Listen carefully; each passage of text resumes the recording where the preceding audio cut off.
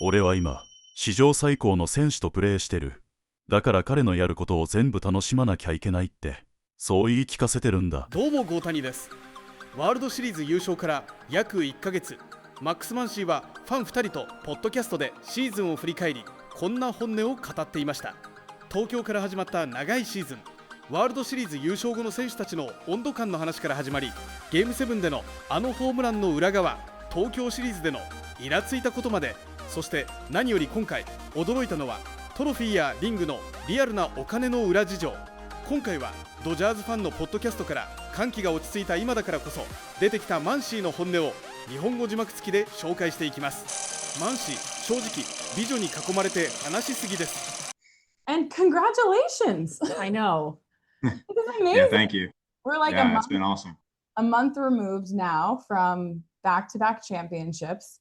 And, you know, Jacqueline and I were just talking, and we were at the Dodger Stadium celebration. So after you guys went on the parade and came back, and we're just like basking in this back-to-back win that you guys just did. But it seemed like your minds were already on the three-peat.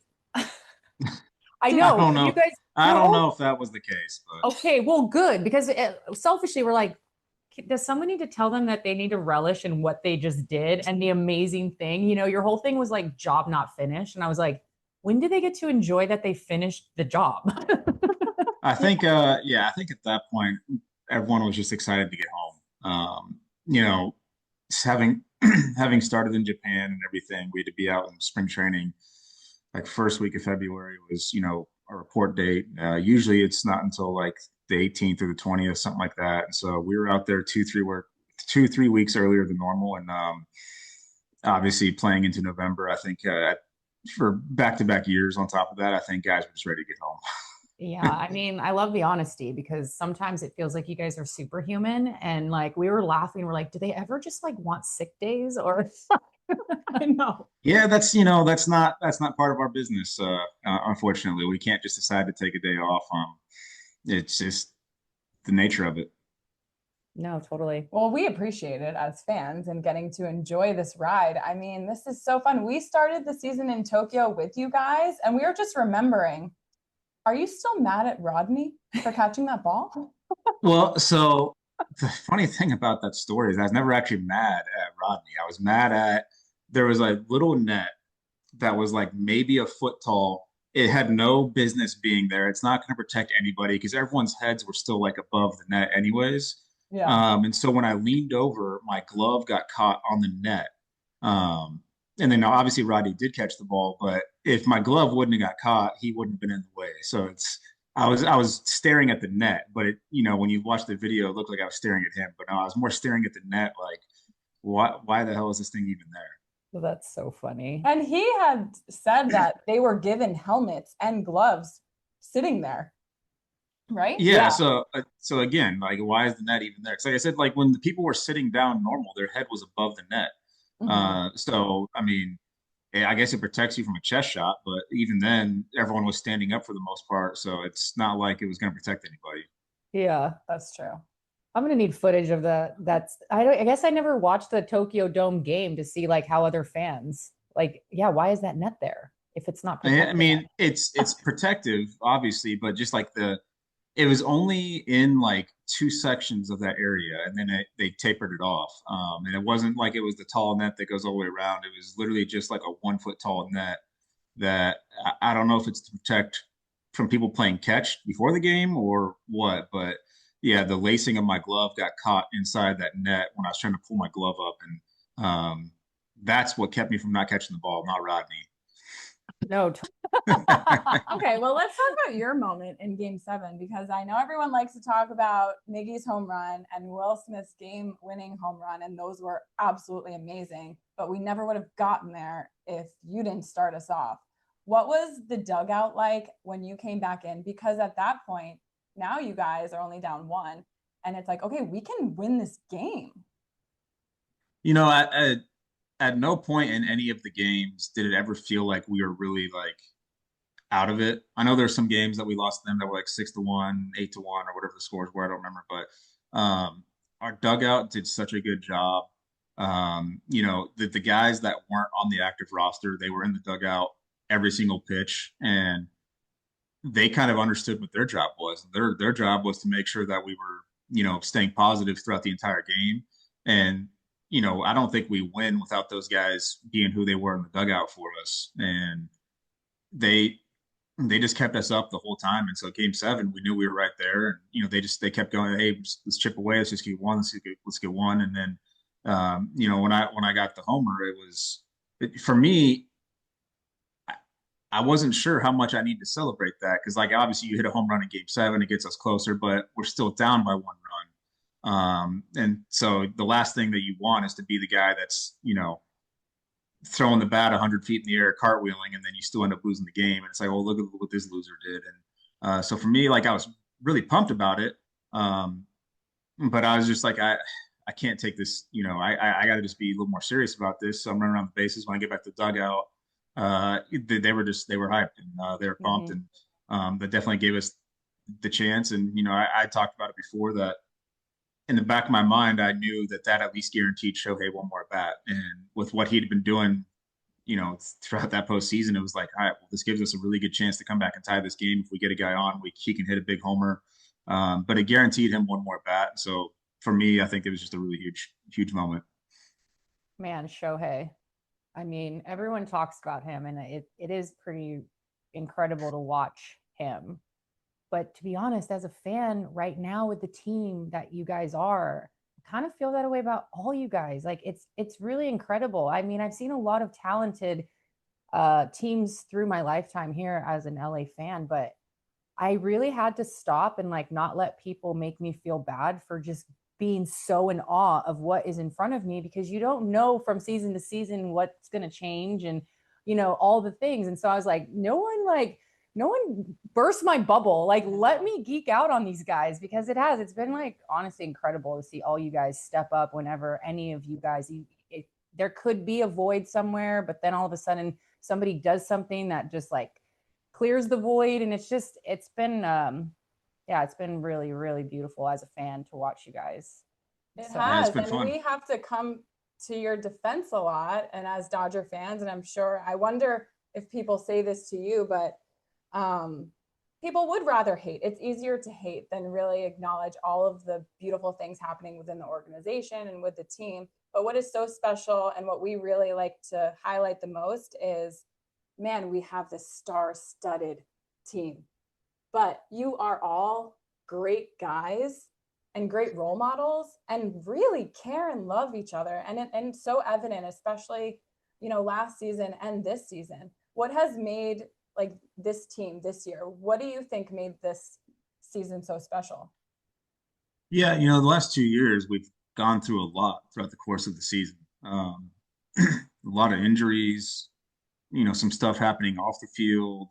You talk about like Freddie's family, you talk about just like, other stuff that's going on. And it just brings the guys closer together. And, the injuries, they always suck. And we've had a lot of them, unfortunately. But that's also just, the injuries are also just the repercussion of playing deep into the postseason every single year. It's really hard to do that and then come back the next year and do it again. And, it kind of gives us some adversity, and it makes the guys get closer together, because that's the only way you can really get through that stuff, is you have to be closer as a team. If everyone's off doing their own thing, it's hard to, it's really hard to kind of scrape through those moments where you're missing a couple of guys, maybe you're missing a couple of starters. And, we've seen that a little bit where, when we get a big blow, we'll go out there and we'll have, a bullpen game or something, and just no one's firing on the right cylinder. Then there's been other times where it's like, okay, we all got to come together, and it just helps us find ourselves in those tough moments. And that's just what's made the team so special. Is unfortunately we've had to go through a lot of them, but it's also made us who we are.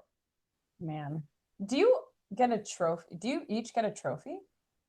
No. No? No, you don't get a trophy. You are so you get given a packet of all the things that you can purchase, and so you can buy a replica trophy, and it's made by Tiffany. So it's legit silver trophy. But if you get the one from Tiffany, it's only like a set. It's only like 75% scale. They don't make you a Oh, full size trophy. okay. But that one's, like I said, it's made out of real silver. You have to polish it, otherwise it tarnishes. All that kind of stuff. And it's also really, really expensive. So most guys don't go with that option. There's a lot of places out there that make full size replica just out of steel. You can't hardly even tell a difference, and most guys will end up buying that one, and it's relatively cheap compared to the Tiffany option. Because we did notice you had 2 trophies. Yeah, those are not real replicas. Is there a third on its way? There is, yes. Oh my gosh. So You have yeah, to buy it's your just rings, right? uh, No way. No way. Oh my It- god. Do you get one for like the safe and then a smaller one to wear around, or is that just stand custom? 'Cause so we don't have to pay for the ring, but you get taxed on the ring. As with pretty much everything in baseball that we get, you pay the tax on it. So like our tickets, we don't get tickets for free. We don't, yeah, you don't. So like every game that Kelly goes to, we're paying for those tickets. No way. The wives and your kids? Yep. Is Yep. this like a California tax thing, or is this No, like that's across the a- board? That's across the board. Yeah. Wow. So that's so like, people will always reach out and be like, hey, let me get like 10 tickets. And it's like, hey, we have to pay for these. Like, it's not like I'm just giving these things out, like, Wow. Shoot. and so that's kind of, so that's how the rings work is you pay the tax on the ring. And, but obviously no one's going to complain about that. That's one of the hardest things in baseball to achieve. So no one's going to complain about having to pay the tax on the ring. When do you whip it out? When do you whip out the rings to wear? Never. I don't wear those. They're locked away safe. I don't want anyone having any ideas about that.